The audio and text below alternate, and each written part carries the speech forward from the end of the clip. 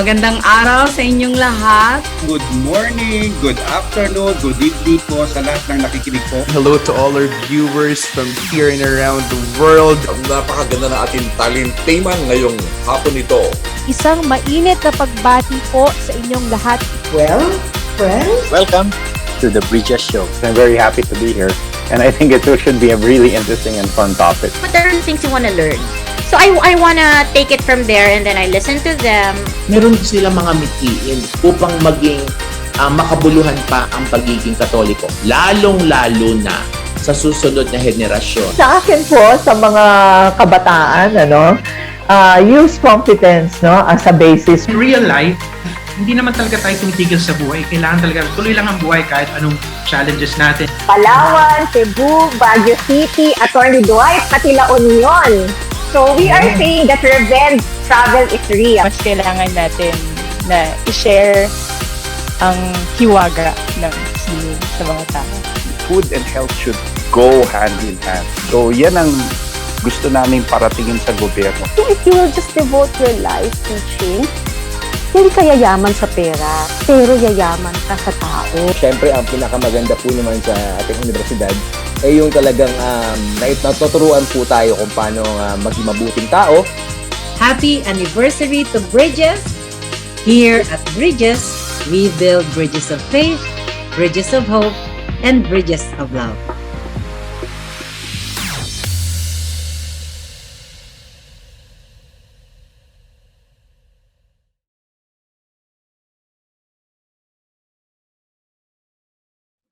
The Philippine Nurses Association is celebrating this year its centennial year, and it's worth looking back at its history and the legacy of its founder.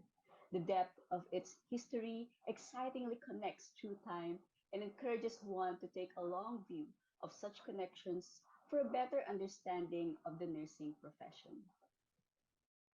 This 2023, Dr. Carl Balita Production teams up with the Philippine Nurses Association to release a groundbreaking film about nurses entitled Siglo ng Kalinga, in celebration with the 100 years of PNA.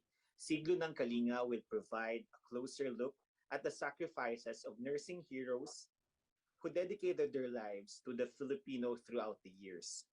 This is loosely based on the life and the works of our founder of the PNA, Anastasia Hiron Tupas.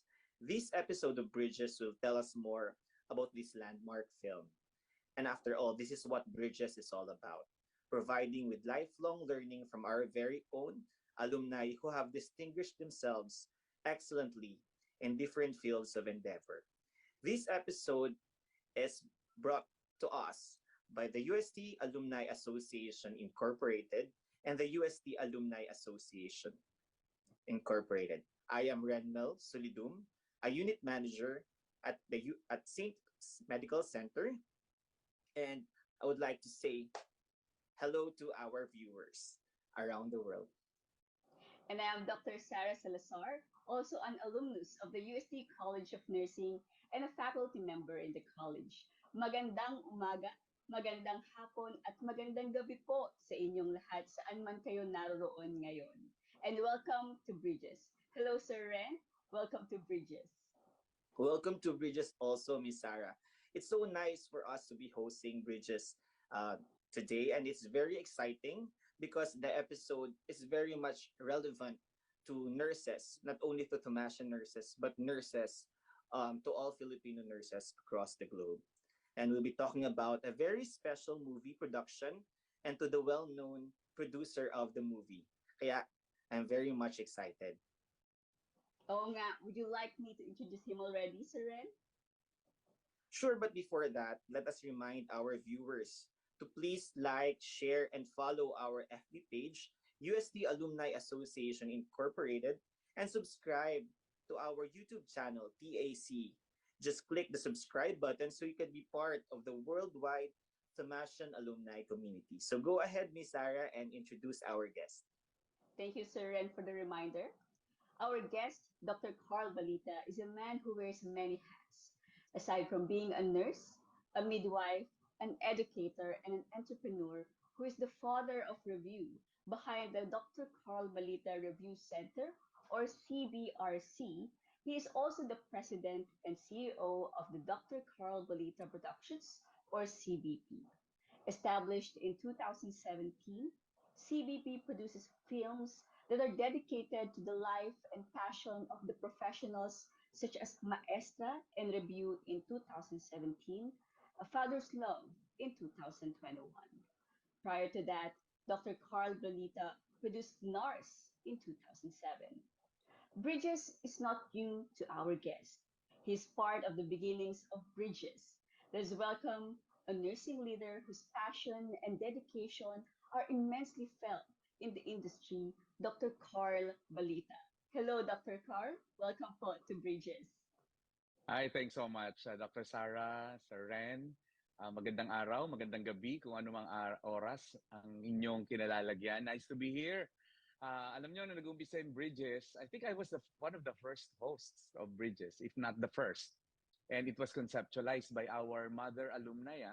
One of the pillars of Bridges is si Ma'am Ida Chonko, together with our president, of course, si Ma'am Evelyn Songko. And together, at the peak of the pandemic, we thought that we had to connect with each other, and then Bridges was born. At I think magdadalawang taon na or more ang Bridges. I'm very, very happy to be here as a guest this time. Yeah, so welcome to the show, Dr. Carl, and very much excited kami to know more about Siglo ng Kalinga. So to begin with, can you tell us what's in your mind and in your heart before the movie or before Siglo? Well, our chairman of the centennial celebration of the PNA is also a Thomasian, si Ma'am Dr. Si Ma'am ano po, ating Mila Yanes, no? And sabi namin, nag-uusap kami, sabi ko, how do you plan to immortalize the celebration? May mga sagot siya, pero I was not convinced that mag-i-immortalize yung mga activities na yon. And sabi ko sa kanya, 10 years ago, 2007, nag-produce ako ng NARS. Then we starred Jerilyn Mercado, Agot Isidro, introducing pa lang nun si Coco Martin, and many others, J. Manalo, Jacqueline Jose, of course, Jody Santa Maria, and many others. It was an all-star cast film. Sabi ko, let's create a film. But this time, I want a celebration of the life, the inspiration of the life of Anastasia Heron Tupas. And then, nag-agree siya, excited siya together with our nursing leaders. Pero meron akong ginawang kakaiba. Sabi ko, what if ang gawin natin, ang cast natin are all nurses? After all, this is a nurses film, a story of nursing. Why don't we find actors and actresses who are nurses by education or by profession? And yun, the rest is history. Sabi nila, breakthrough film. I'm glad that we did it. It ended up to be a recognized film as of this time that we're talking about it. Thank you, Dr. Carl. Actually, I was quite surprised to know that the actors and actresses were actually real nurses po, and I believe there were some challenges during the filming. But what struck me the most is you were able to embed the life of the Dean of the Philippine Nursing, Anastasia Heron Tupas. So with that po, what was your primary intention about the film? Can you tell us more about the making of the film, Dr. Carl? Well, the primary challenges were to find those actors. No? So we did a national audition. There were many who auditioned. And there we found Joy Ras, VJ Mendoza, Tads Obak, na mga artista na pala pero hindi nagkakaroon ng break. Nakakaawa naman yung mga kapatid natin, mga isang dekada na nag-artista, lumalabas sa mga pelikula, sa mga commercials, sa mga teleserye, pero wala pang big name. So sabi ko, let this be your break, your break, no, in the industry. And then I had to call Angeli Bayani, one of our multi-awarded actress, and Bong Cabral, and they did audition. So nagkaroon kami ng audition for them, and of course workshops para ma-imbibe nila yung character. And then we assigned the character. It was challenging because normally pag gagawa ka ng film, actually akala ko noon makakamura ako, Sarah and Ren, Pero napamahal pa pala ako kasi, we had to find them, we had to audition them, we had to engage them in workshops, at saka mas humaba yung aming filmmaking because we had to allow some elbow room. Pero what's best in this film? I got the luminaries. Yeah, si Mamila dito performed a major role. Yeah. Some of si Dr. Cora Añonuevo, our former member of the Board of Nursing, among others, no? Madami, si Ma'am Remy Fernandez. Of course, si Ma'am Ida appeared also as one of the leaders. And sabi ko, kasi I want to really immortalize not only the story, not only the inspiration, but also the people, the nursing leaders na gusto ko nandun sila. Well, the script was written hindi siya linear historical film. It is actually an inspired film, pero may mga snippets of reality, like yung founding moment, yung speech ni AGT, yung COVID, of course, was the big part of the film. And then I was so happy watching them, act the role that they actually perform in real lives. And it's so nice na yung goal talaga is to immortalize the celebration. Because and not only that, Red, hihabol ko rin to immortalize is one. Tapos sabi ko, pag ito pinanood ng nurse, gusto ko pag mamamatay siya, nurse pa rin ang gusto niyang maging sa second life.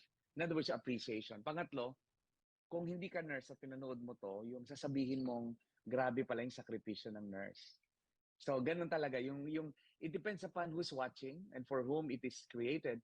But primarily, I really want an appreciation and a celebration of what Philippine nursing is and what Filipino nurses do. Yeah. Tama ka dyan, Doc Car. Kasi I think what lacks right now is yung public understanding, acknowledgement kung ano ba talaga yung ginagawa nating mga nurses eh. Kasi sometimes they only get to understand yung role ng nurse based on their personal experience.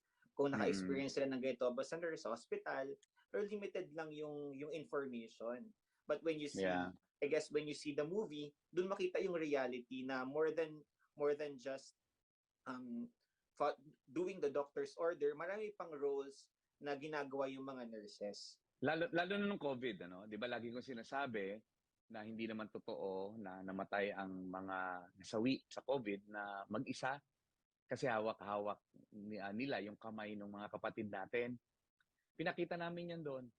The fear that they had at the peak of the pandemic. Ay, hindi lang yun eh. Simula pa lang panahon ng Hapon. Pinakita na namin anong papel natin sa panahon ng Hapon. Hindi nila alam na yung mga evacuation noon, yung mga tawag doon, yung mga hideout ng ating mga soldiers, ng mga Filipino guerrillas, hindi nila alam kung ano naging papel ng nurse doon. Specifically si Anastasia Rontupas and the husband. I was actually there. So, ang ganda-ganda nung pakiramdam na panoorin mo yung film na ang kinakatawan niya yung profession na minsan hindi na-appreciate. Alam mo, may kaibigan ako na ang pinakang nagpaiyak sa kanya yung eksenang nagti-TikTok yung mga nurses nung COVID. Sabi ko, ano naman nakakaiyak doon? May mga eksena doon talagang namamatay, etc. Bakit ka yung kinaiyak mo? Kasi sabi daw niya sa sarili niya, imagine they had to do TikTok just to manage their mental health, their sanity, to keep their sanity. Doon daw siya talaga na-touch, doon siya umiyak. Na, imagine, in the middle of their fears, in the highest level of their anxiety, nagawa nila mag-TikTok para lang maka-escape sa reality na nandun sila. Doon siya umiyak. Nakakatuwa. She's a business leader, no? So, ang grabe yung kurot sa puso ng pelikula actually. And so, Doc Carl, you mentioned already, no, yung message ng film is all about immortalization, appreciation, and providing the reality ng nursing profession right now to the public. And so, yung message na intention ng film, do you think it could become a reality, and is the message coming through? Well, the message is one of the key message of the film is yung problema noon, problema pa rin hanggang ngayon. Yun. Ang message ng film is yung nurses noon, bayani na hanggang ngayon, lalo na ngayon. I think it's getting through. Not a lot of people yet have watched so far as we speak. Kasi nga, exam break, nung nilaunch namin, May na, finals na. Pero sa second sem, maraming deans ang talagang gusto nilang mapanood ito ng mga nursing students. For greater appreciation, maraming senior high school ang nag-schedule na ng block screening kasi parang gusto nilang ma-appreciate sa mga high school yung role ng nursing para kung sakaling may mga gustong mag-nurse. Diba? Kasi ang laki naman talaga ng crisis natin sa nursing. And many other health courses and even other social science courses. And I really look forward na it will send the message across. Although, as of now, ang karamihan na nanonood dito, mga nurses pa rin. Ako, ang pangarap ko, panoorin siya ng general public. Malay niyo, pag nilagay ko na sa Netflix o nilagay ko na sa ibang streaming platform. Pero for now, gusto ko siyang ma-appreciate sa cinemas. Opo, I think one of the scenes, especially in the trailer pa lang po nung nirelease siya, talaga pong nakakaiyak yung scene na when Ma'am Lianes told the one she's talking to in the phone na anak isa niya po yun. akong nurse at meron po akong katungkulang hindi ko kayang iwanan or hindi ko pwedeng iwanan. Yung po yung anak niya parang, yun. opo, yung po parang, totoo po yun na tayong mga nurse bilang isang nurse na nag-aalaga po at nagiging isang pamilya na rin po ng ating mga pasyente. Napakahirap po ng pinagdaanan natin. Hindi lang po nung pandemic, pati po nung unang panahon pa po. Kaya nga po, siglo ng Kalinga, century of care. Talagang noon pa lang po, yung bigat po ng trabaho natin bilang isang nurse. Talaga pong nandun yung ating buong katawan o buong isip at diwa. Kaya rin po yung isang line din po doon ni Nurse Ana, yung pong sinabi niyang, halos ibigay ko ang lahat. Ibigay ko ang buhay ko. Halos buong buhay ko nasa nursing na. Talaga pong yun yung nagde-depict ng life ng nurses po natin ngayon.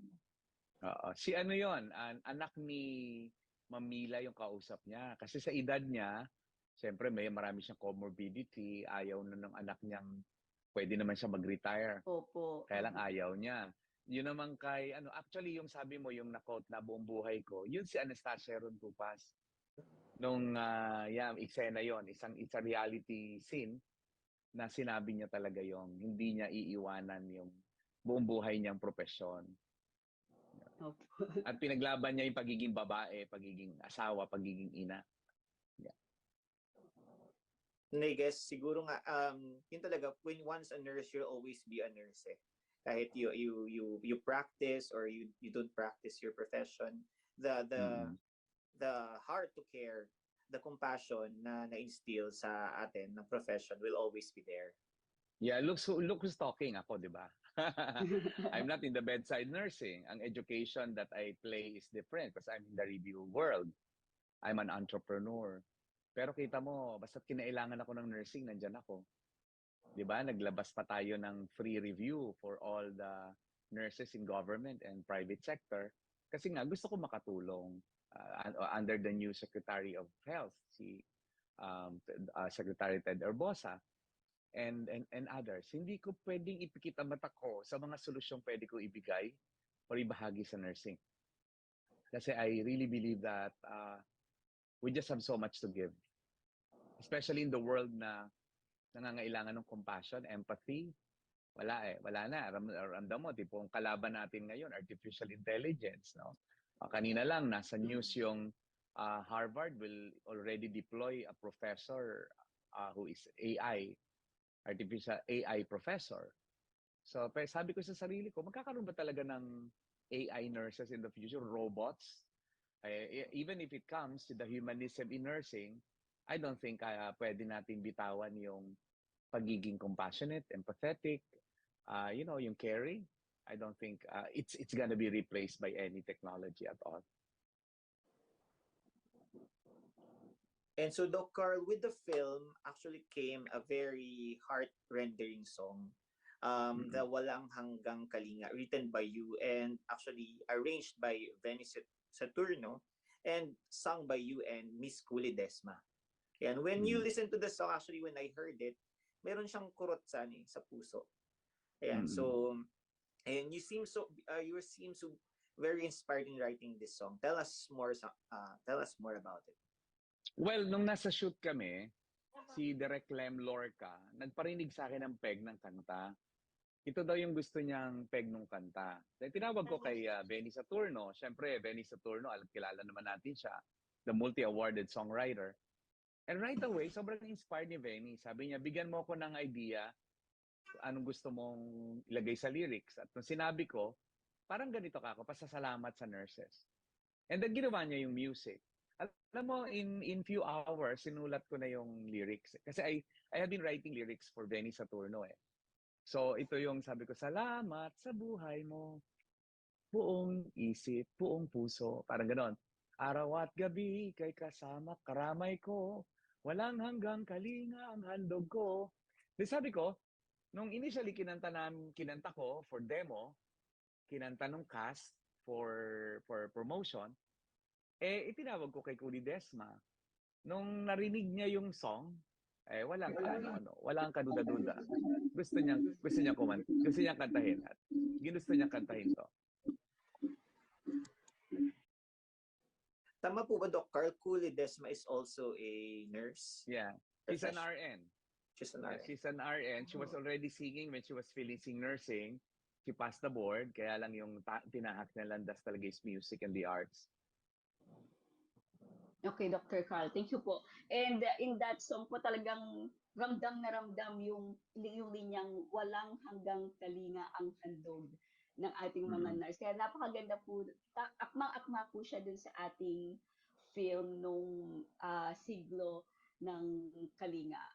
Gusto ko lang pong itanong, Dr. Carl, no, because you were able to mention already some of the challenges that you have encountered in this film since you had seasoned and award-winning filmmaker Sir Lemuel C. Lorca. You also have with you the writer Sir Archie Del Mundo. These are the best people in the field. But aside from the challenges that you have mentioned a while ago, that it took a longer time for you to film the show, and the nurses need to undergo workshops. Tama po ba? Are there any other challenges that you have encountered during the shooting of the film po? Magastos. Magastos yung film. Magastos in the sense na alam mo yon, ayokong tipirin yung pelikula dahil profession natin to. So I gave it all. I gave my best. Nag-overshoot kami sa budget, especially even the song. No? Kahit pa sabihin mong si Kuli Desma did not ask her usual fee, pero kailangan ko namang bigyan. No? Si Benny Saturno, of course, the recordings, etc. Pero the real challenge is wala kaming artista eh. Ang discouragement sa akin ng industriya noon is, Carl, you're taking so much risk. Baka hindi panoorin ng tao, walang sikat. Sabi ko, hindi bale, I have a captured market. And true enough, hindi ko naman talaga ma-attract yung general public na pilahan. Kasi number one, interesado ba talaga silang mapakinggan na mapanood ang istorya ng nurses? Number two, sino bang artista ang fan sila na panoorin nila? Wala. So ako wala akong problema doon. Ang mahalaga sa akin, this is an advocacy film. And it's a statement that, hey, we are producing a film that stars the nurses. Aside from that, kita mo naman ang kapalit, no? Nanalo ka agad kami sa 5 Continents International Film Festival in Venezuela. Nanalo na kami ng best production, best director, best writer, best actress, and best costume. Hindi naman pipitsuging award giving body. It's a very respected award-giving body based in Venezuela. At marami kami tinalo from India, etc. At more to come. More awards to come. Yes. Okay. At yun naman ang bawi ko doon. And I hope na wala nang magiging problema in terms of return on investment. Kasi by the way, all the proceeds nito goes to the PNA. Idodonate ko lahat ng income nito sa PNA after recovery of the investment. Thank you, Dr. I have a follow-up question lang po, out of curiosity, because you mentioned about the challenges. I'd also like to ask po, since you were able to embed po the life of Anastasia Heron Tupas in the film, together with what is currently happening in the practice of nursing right now, there was one scene that struck me the most po. Actually, two. One po was when they're going to test po the water in the community. Yeah. Did you do some research on that po? Why was that scene important in the film? And then there's one scene din po wherein Anna is asking permission. I mean, telling Alfred that she's going to leave. She was accepted in scholarship. What are the significance of this scene in the film that you think the nurses po could actually relate in terms of Ah, what we're doing right now? binabasag ko kasi yung yung concept na bedside angels lang tayo. Nilagay ko That is din yung true. community health. Pansinin mo, marami doon ang leadership, no? Marami doon ang leadership element. Nurses lead that part.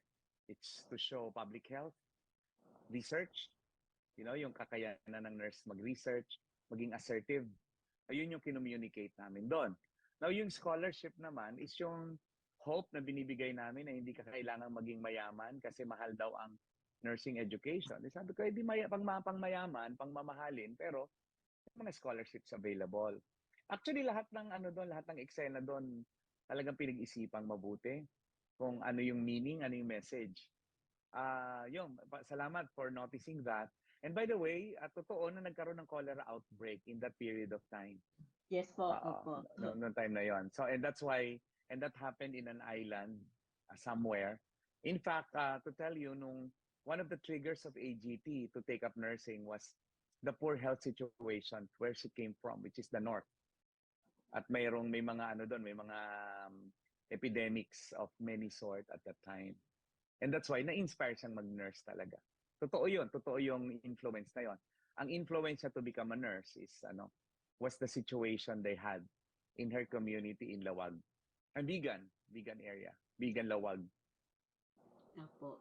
Ayun po, kaya sabi ko po, talaga pong nurses could relate to the film once they're able to watch. Kaya sana po mapanood po ng lahat ang Siglo ng Kalinga. Napakahusay po ng pagkakagawa, Dr. Carl. And surely po, Siglo ng Kalinga, this early has already reaped awards at the Five Continents Film Festival in Venezuela, as you have mentioned po.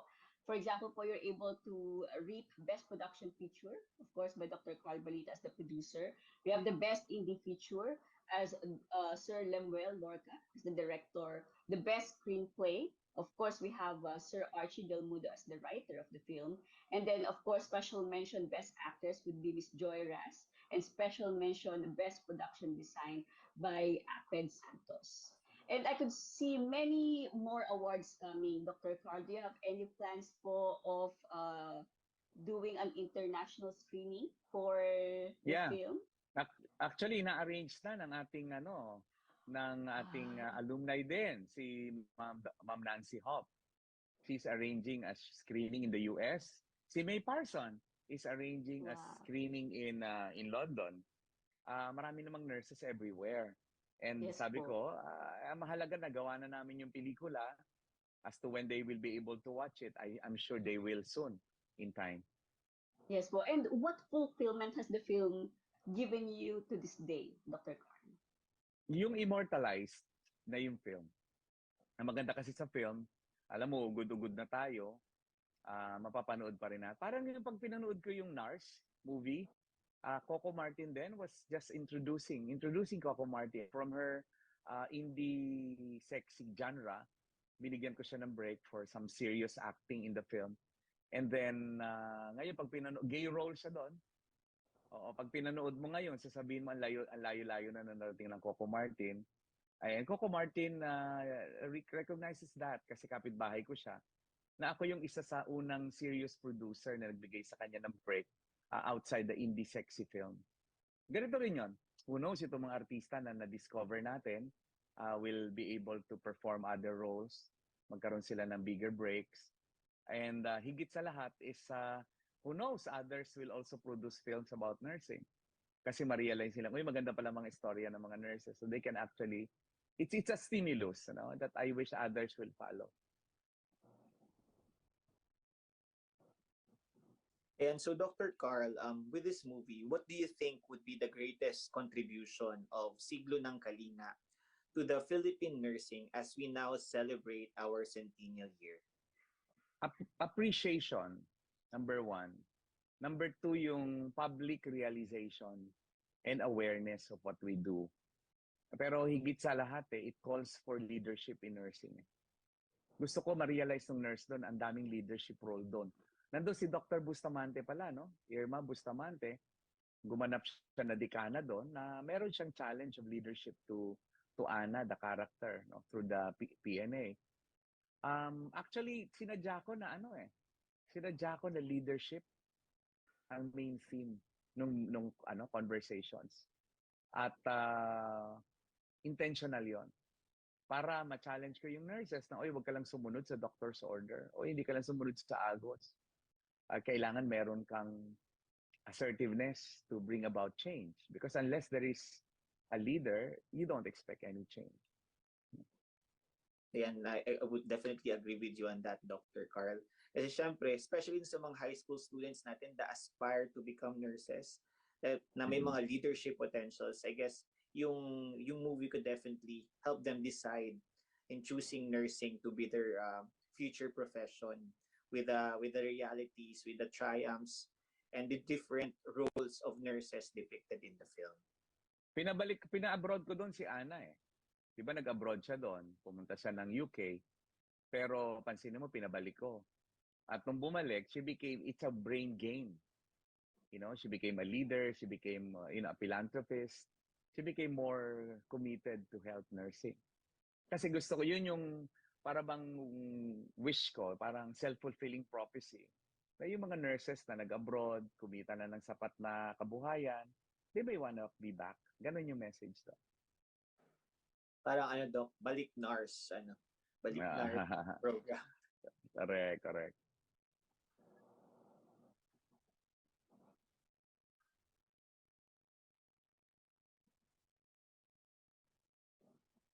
Yes. So, Dr. Carl, yes.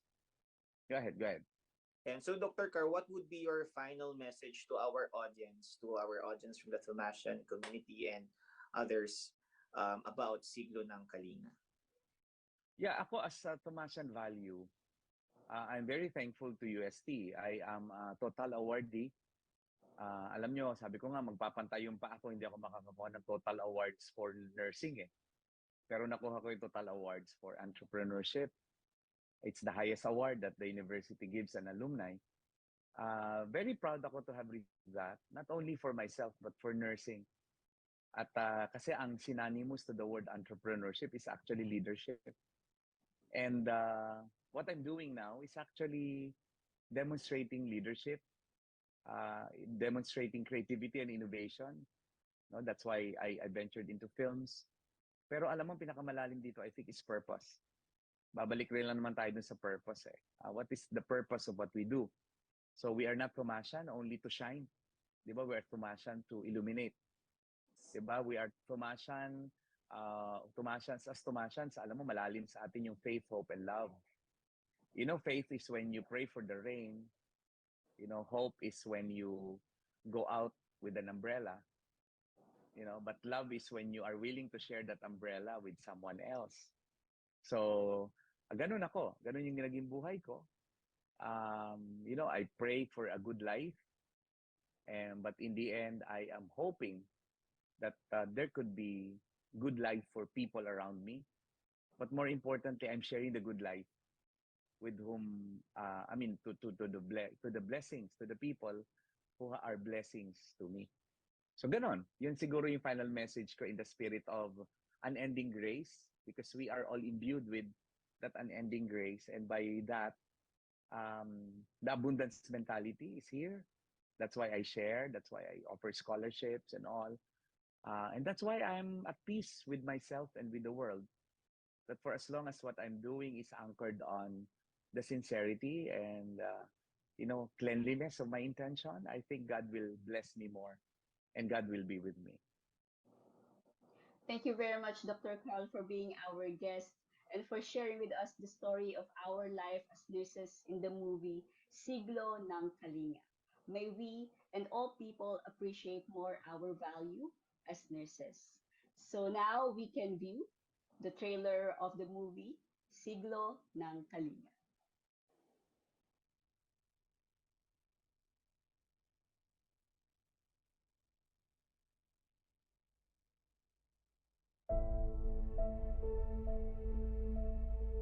Inalay ko po lahat ng maibibigay ko. Panahon, lakas, buong buhay ko halos. Kasi diba, akala nung iba, kaya tayo nag-hospital. Kasi for experience, para makapag-abroad. Eh mga nurses tayo, kahit saan tayo lupalop magpunta.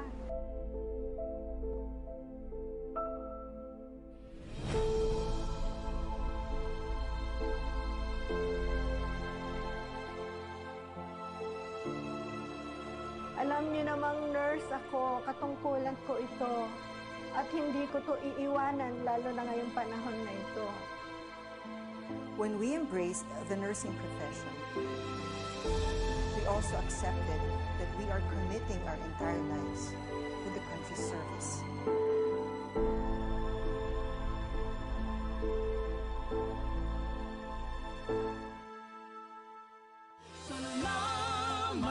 Salamat sa iyo, buong wagas ang pag-ibig mo. Araw at gabi, ika'y karamay ko. Walang hanggang kalinga ang handog mo.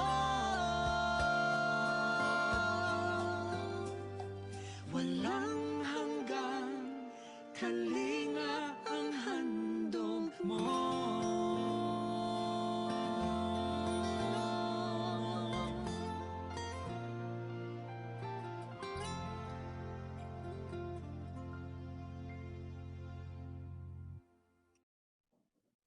Let us now proceed with the second part of our show featuring the latest conversations and updates of Dr. Carl Balita with our fellow Thomasian nurse and awarded nurse leader in the UK, Miss May Parsons. Take it away, Dr. Carl. Hi. Nako, nandito po kasama natin ang kaibigan ko na pag pumunta ng Pilipinas na hindi ako dinalaw, magtatampo ako. The relic of Queen Elizabeth and now the relic of PBBM, Miss May Parsons. Ayan, May Parsons, for the information of everyone, was the first woman in the world, the first person in the world to administer the COVID vaccine, for which she was awarded in behalf of the NSH England ng George Cross Medal of Valor. Yan. At syempre, Pilipina. Of course. Thomasian. Kumusta naman? How did you feel going back home? Ay, nako, Doc. It's such a lovely feeling na pagbalik ko dito, I can see you again.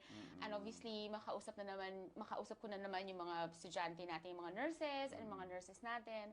This time, iba yung feeling kasi parang kahapon lang nandito ako with you and I've met 7,500 or 7,000 nurses, the student nurses. It's really like parang umuwi ka talaga. It's like coming home. And I feel so welcome. And I'm so grateful for Doc Carl, obviously my mentor and my friend, na he's always welcoming me in your arms. Talagang ako, ikaw lang naman yan. Dami mong plano. Busy ako. Busy. Inuuban lang ako. Congratulations on your position. You're now the Associate Chief Nurse in a different hospital. But still under the NHS? Yes, still an NHS trust.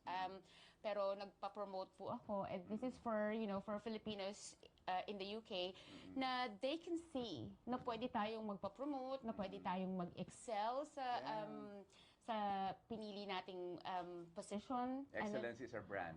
Yeah, and also being a role model for other people to say that this is what you're aspiring to, and you can see that someone like me can actually go to those heights, and so can you. The role modeling aspect of it is really difficult kasi syempre we want to show our peers, our colleagues that pwede rin sa inyo. The first time you were here, you had an honor from UST. Yes. Of course, you cried because going back home, para kang ordinaryong neneng batang lumabas, bumalik ngayong pinaparangalan ng ating assistant rector. You still can recall the moment. Yes, and I think it's one of those moments na hindi ko siya ini-expect, and I'm really, truly grateful for the recognition. And I always say na yung recognition ko is for my peers, para sa ating lahat, for nurses. And yung na-attain ko na karangalan from, doing the George Cross, from doing the vaccine, para sa lahat ng Pilipino yon. I wanted to make sure na lahat ng tao sa buong mundo knows how special Filipinos are. Yeah, and then after that, 2 local governments gave you also a recognition. Pasay, where you were born. Where I lived. You lived, and Manila, where you were born. Yes, so I was born in PGH, so obviously. That's Manila. Yes, Mayor, Metro Manila Mayor have given me the honor, and di ba nag-flag ceremony pa tayo? Oh my gosh! Tapos sa Pasay din. Pasay din, I've met the mayor in Pasay as well. Both women. Yes, strong Filipino leaders. All right. And then we went to the Senate. Yes. And then we were surprised that they became fans. They wanted to have pictures with you. Yeah. And I think talagang hindi ko po hindi ako makapaniwala na yun yung kumbaga kaka-proud yung mga kababayan natin and everybody na I don't know. And Tarlac, no? Ang Tarlac po. So parang lahat ng dinaanan mong lugar, nagbigay sa'yo ng honor. Tapos syempre yung Senate. Pero most recently, you met the President. Yes. Kwentuhan mo kami ng Oh my story. gosh! How did you, what happened? I've never met any other presidential or presidents before. Ano naman tayo? We don't go into nursing to meet people like that, diba? So parang talagang sa akin, hindi talaga ako makapaniwala. So talagang, na-starstruck ako. Tapos, and it was so nice kasi I wasn't sure whether kakamayan ko siya o mag-curtsy ako para yung kay Queen. Si Queen, bawal mo siyang hawak-hawakan nun eh. Ay, bawal talaga. You have to keep your hands to yourself. And sabi sa amin sa protocol is, if she offers you her hand, then yes, you shake it, but otherwise, you keep your hands to yourself. But because she offered it first, and then we were obviously had to. Pero kay President, I wasn't expecting. Nayayakapin niya ako. As in, I was so touched. Hindi naman. Kaya parang, it makes it so human. Na, the way that people na magre-react sa'yo and they don't, walang kiyem eh.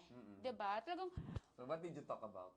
We talked about, sabi niya sa akin na nagka-COVID pala siya nung first wave. I told him about yung experiences ng mga Filipino sa UK where on the first wave, 10% ng COVID deaths are Filipino. And that is because we really work hard. We are very compassionate. Yeah, and we're compassionate. And kahit natakot ka na, you know that your service to your people is really important. The commitment is there. Na kahit natakot ka na, you still get on and do the job because you know that your skills are needed there. What did you ask from the President? So, what did you request? What did you appeal? Well, I said, kasi tinanong niya ako about sabi ko kasi I was building the May Parsons Foundation, especially for nurses. And I said that I have my supporters in OET. But obviously, it was something, sabi niya sa akin, na the government is also doing the same thing that obviously you're familiar with. And sabi ko nga na, we advocate for our patients as nurses. And we should be able to advocate for our peers and colleagues too. So and you did. You advocated for nurses. Absolutely. And I think for me, it's really important. Yung role ko is a platform for me to actually make sure that as nurses, we are heard. So, ako nung ginawa ko yung COVID vaccine, they said to me, oh, why did you have to say that you're a Filipino-British nurse? Sabi ko sa kanya, actually, that is a foundation of who I am now. It's because I'm a Filipino, it's because of the way that we were brought up, it's because of our culture, it's because of our values. And I wouldn't be here today without all of those foundation. So, sabi ko sa kanya, talagang super proud ako. And even though I had so much batikos from people na, oh, bakit kailangan mo pa sabihin na Pilipino ka? I was like, come on. Why not? Diba? Tsaka, diba sa atin, bata pa tayo, sinasabi nila, kung hindi ka marunong lumingon sa pinanggalingan mo, where are you gonna go? Hello, walang sinungaling doon, totoo yun. What did he commit to, how did you feel, how did you assess his wanting to listen to your advocacy for nursing? I think he realizes that for me, as an individual, sabi nga niya, hindi naman nila mapipigilan yung mga nurses na mag-ibang bansa, but hopefully, through the projects of the government and through kind of initiatives locally like mine, that we're going to be able to rebuild or actually have more nurses. We're trained more. So we give out, but we train more. Parang ganyan. And he knows that, you know, people do things like that for the betterment of their own lives, and their families in the future. Tinanong niya ako kung saan daw ako lumapag. And I said I was always been in Coventry. So hindi ako umalis. Ngayon lang ako umalis for promotion.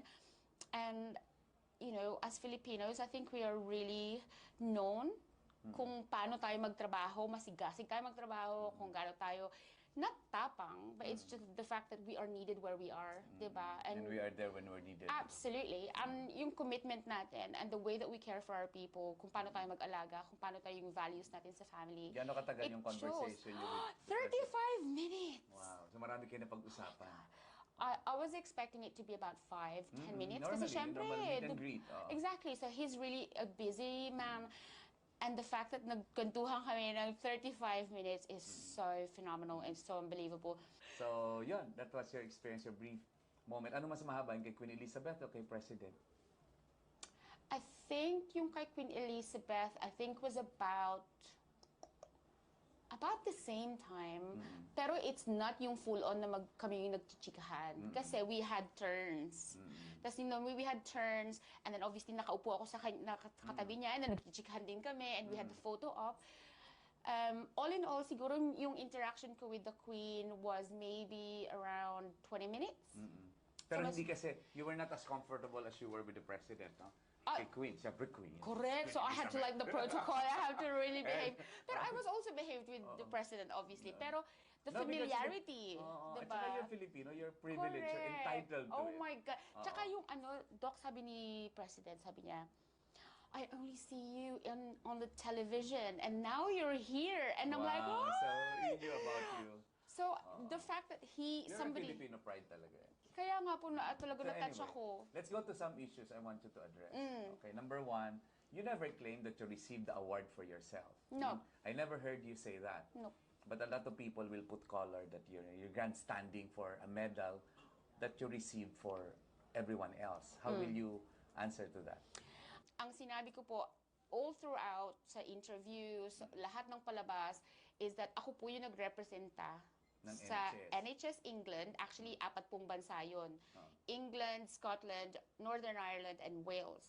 Ako po yung isa doon sa England. So, ikaw yung tumanggap para sa daang libo? Sa England, opo. Sa NHS. Ilan ang tao doon sa NHS? NHS England po, 1.3 million for all of the countries. Okay. So, sabi nung iba kasi, ikaw lang naman ang tumanggap, ginawa mong big deal sa buhay mo. Ang tanong ko naman, bakit kasi ikaw ang tumanggap? Bakit sa dinami-dami 1 million yon, it was given to you, you were handpicked to receive it? Because of that historical moment that you injected the vaccine. Yes. Sabi naman ng iba doon, nag-inject ka lang naman ng vaccine, anong big deal doon? Mas marami naman dyan nag-inject ng hindi lang isa, marami. Hindi sa'yo, you were the first. Anong big deal doon? How did you address that? I think po, it's what I represent. So, yung first COVID vaccine po, kung yung mga kapwa ko pong nurses dyan, mga kapwa kong mga healthcare workers, maiintindihan nyo po kung gaano kasaklap yung naranasan natin during pandemic.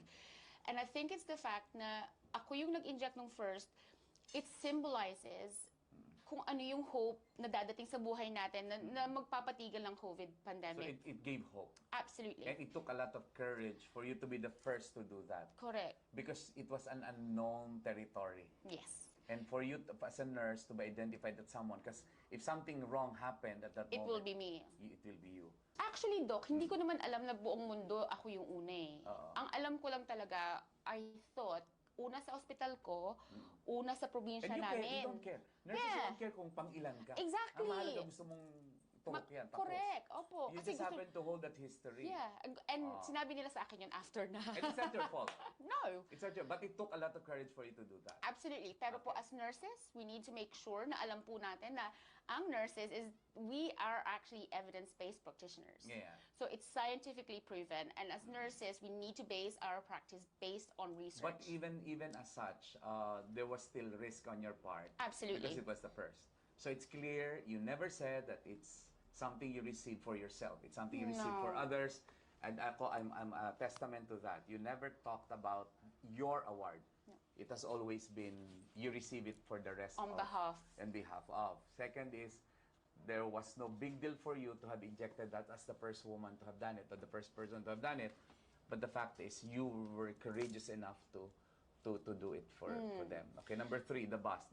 Ay, bus! Yung bus. Bakit ka napunta sa bus ng London? So, yung bus po, lumapit po sa akin yung team ni Secretary Paul Soriano and said, we want to encourage or we want to uplift yung pong pakiramdam ng mga Pilipino sa buong mundo. Ano ba nakalagay nga sa bus? The first nurse who gave the world's COVID vaccine is a Filipina. Okay, tapos anong message nun? We give our best, the Philippines. Okay. So, ako po... Hindi ko alam kung nasaan ang problema ng iba doon. Anong problema nila? Ang ako po, kaya po ako umuo doon sa project ni Sec Paul Soriano is because naniniwala po ako na pagka po feeling mo is you are being seen, na nakikita ka, nakikita ng tao, ang value mo, ang dedikasyon mo, ang binibigay mo sa ekonomiya, sa kapwa mo, masaya na po ako doon. Hindi lang po bilang nurse. Ilang buses sa UK? Ilang bus sa London? Basically, naglagay po sila ng I don't know how many buses. Kasi nung may mga nag-feedback sa akin, oh, we saw this. So, nilalagay ko yung lahat ng numbers ng bus, yung ruta. So, ikaw yung, poster. Ikaw yung poster girl ng Philippines in the bus. Pero ang nakakatuwa po, Doc, is that hindi lang nurses ang nag-feedback na kung gaano sila kagalak na makita ang isang Filipina sa London bus. Sinong natuwa? Pilipino o hindi Pilipino? Pareho po. Sinong bashers? Bashers, Pilipino o iba? I think Filipino. Sasabihin ko lang po, hindi po ako nag-volunteer. Hindi po ako nag-volunteer yan. Kahit pa nag-volunteer ka, you deserve to be there because you're talking from that perspective na you really are the first. At saka, first. Doc, alam mo, yung mga nagsasabi na, nakaka-proud talaga, na maski dun sa mga kasama nila na sumasakay dun sa bus, pinapakita nila na binivideo nila. I'm sure maraming Pilipino nag-selfie ay, doon. Ay, grabe. Tapos yung mga puti po, yung mga Briton po na nandun, mga hindi Pilipino, sabi nila, kilala mo ba siya? O, Pilipino ka ba? Oh, yes. So, talagang proud na proud. To the Filipinos. Grabe po, Doc. Talagang proud na proud sila. Ang talagang gusto ko lang po mangyari is makatulong sa kapwa ko. And if it's going to be about kung paano sila makaramdam ng pride being a Filipino, kahit na nasaan sila sa buong mundo, masaya na po ako doon. Ang purpose po nun is for us, for all of us Filipinos to be proud of who we are and where we're from and what we truly stand for. And I think those one of those things na kailangan po magkakaisa tayo. Kasi, you know, celebration kaya yun? Kaya Ba't nga kailangan po. gawing issue? Pati yung messaging naman yun, para binibenta daw ang Pilipino sa ay, ibang hindi bansa. naman. Kasi po, ano perspective mo doon? wala pong bentahan. Kasi I think, alam po naman lahat ng mga tao sa Pilipinas na nag-abroad kayo is para po mapaigi ang buhay ng pamilya nyo. At saka hindi yun. Totoo naman talaga the Filipinos are the best. Correct! Kilalang kilala tayo talaga sa buong mundo. At saka totoo namang ikaw naman talaga nag-inject ng first. Anong problema nila doon? Totoo namang rally ka ni Queen Elizabeth. Diyos ko, gano'ng karaming Pilipino na nakakita kay Queen Elizabeth. Ikaw hinawakan mo pa, katabi mo pa. Pero ang feeling ko po talaga, kasama ko kayong lahat. Sa lahat ng... Maski hindi mo na sabihin yun. Baka akala nila, hindi, promise talaga. Hindi talaga, promise kasi talaga. Ang hindi alam ng iba, na pag nandun ka, it's not about you anymore. No. You expand. You know, representation. Ako kasi nasasaktan ako nung pumunta ka dito, tapos binigyan ka ng ganung honors, nakikita sa mga papers, nakita sa mga news, tapos may mga magko-comment. One of those things po na I want to forget is the crab mentality. Kasi, you know, that's even unfair to the crab. Ay, di ba? You know why? Because yung crab mentality. They actually help each other. They help each other. Kaya po, ayoko, it's a human mentality. Kaya yung tumutulay, kasi nagpapatulay, correct. Actually, it's a story of heroism. Yes. Na tumulay kayo sa akin para makalabas kayo. Correct. At out of danger. maiiwan ako na hindi ko na kaya. Diba? Ako na yung lulutuin. Diba? Basta baka wala lang kayo. Crab mentality is not pulling down. It's actually bridging helping out. them. Bridging out. Yeah. Kailangan pa kita ipagtanggol, to be honest, ha? I'm really grateful, Doc. Kailangan ko pagtanggol kasi kailangan ko silang salagin. Sabihin ko, hello, ako, kaibigan ko si May, ako ang unang nag-interview sa'yo. Yeah. Remember? Ako yung unang nag-interview sa'yo dito sa Pilipinas. I never heard her say and claim that it was her award. It was her award for in behalf of everyone. Absolutely. And klaro po ako doon, even from the start, klaro po ako na ako po representative lang. Kaya Hindi nasasaktan ako pag gano'n. Tapos nakita ko na naman yung mukha mo sa bus. Tapos pinabati ko siya, ito na naman si Ben. Pinanganak ba itong maging star, tapos babati ko siya. Hayaan mo na. The point is, a friend is a friend, whether she is right or wrong. Pero Doc, she's a friend who was even right and did not do anything wrong. yeah, well, I'll try to do the best, the right thing. Because I know this girl, in fact, she's the most ordinary woman you can find. Ano lang we're just doing our part. And I think you just did your part. And I think you just did what you had to do. There you have it, Miss May Parsons. Yeah. Watch out for her book. Yeah. Thank you, Dr. Carl and Miss May Parsons, for joining us in Bridges. Indeed, it was a very enlightening and inspiring episode with Bridges. For some announcements, the coffee table book entitled Thomasian Icons, Bridges of Faith, Hope, and Love will soon be distributed. So Thomasian Icons, watch out for this coffee table book. Again, to our viewers, please remember to like, share, and follow our FB page, UST Alumni Association Incorporated, and subscribe to our TAC YouTube channel. Just click the button so you can be part of the worldwide Thomasian community.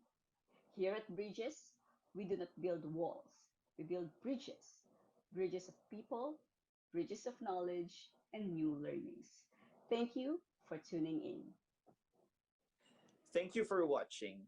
Be with us again on Tuesday, July 11 for another exciting and learning episode sponsored by the UST Nursing Alumni Association. Remember, let us all together build and be bridges of faith, bridges of hope, and bridges of love. Please stay a while and listen to the song Walang Hanggang Kalinga, sung by Dr. Carl Balita and Miss Kuli Desma. Good evening and mabuhay.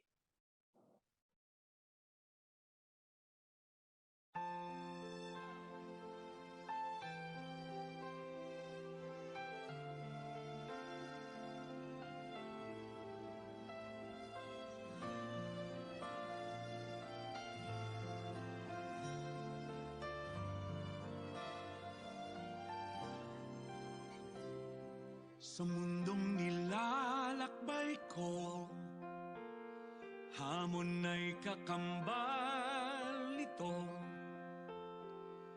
Mga pagsubok, pinagdaanan ko, bahagi ng buhay ng tao. Sakit ay nadarama, katawan ay lalaban pa. May panahong naisumuko na, subalit kailangang bumangon ka. Salamat, salamat sa iyo, buong wagas ang pag-ibig mo. Araw at gabi, ika'y karamay ko. Walang hanggang kalinga ang handog mo. Nalay ko po lahat ng maibibigay ko. Panahon, lakas, buong buhay ko halos. Naligtas mo ang buhay ko, sakit ay pinapawi mo. Takot sa puso ko'y hinahaplos mo, sa piling mo'y kay tapang ko. Kami nananalig sa'yo at hindi magbabago. Ikaw ang takbuhan ng buong mundo, walang katulad ang pagmamahal mo. Salamat, salamat sa iyo, buong wagas ang pag-ibig mo. Araw at gabi, ika'y karamay ko. Walang hanggang kalinga ang handog mo. Huwag kang mag-alala,